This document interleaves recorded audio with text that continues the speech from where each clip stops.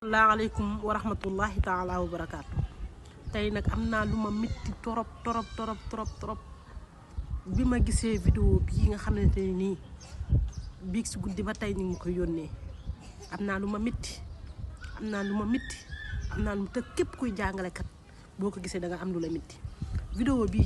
dina len ko tégal ngeen bokk ko sétan te képp ku ko gis nang ma partager sama vidéo bi ba ki def jëf ji ma xam ko xalé alalu yalla la xalé kenn du ko toroxal japp donga diko dóor yenn dóor yi ndax mom li nga bëgg def ci mom ndax dang ko def ci mom xel mi sax duutu fi ne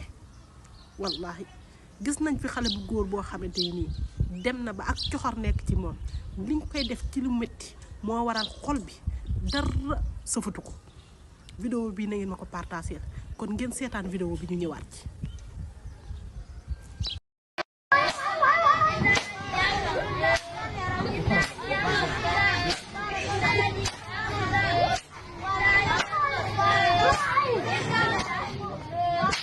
vidéo bi ñoo gisando vidéo bi nak metti na ma lool fa metti am te wallahi xawuma xale bi te dama bëgg képp ku sétane vidéo bi nga partager ma ko ngir jëm Seydina Muhammad alayhi salatu wassalam vidéo bi metti na ma lool xale nga diko def ni ki japp ci tanki ki japp ci loxoy nga diko door yaram wi mel ni mo waji yow ndax bi ngay door xale bi saw yaram daw xana yow bayiwo rak ci kër ga xana bayiwo dom japp xale diko door li am jang sax jaru li day kilima day jangale kat yi nga xamanteni ni yalla xamne ni ab yar sax du ko la kep am doom bo xamne kenn nga nek ci daara yi sax sam xel du dal ndax li dafa ñaaw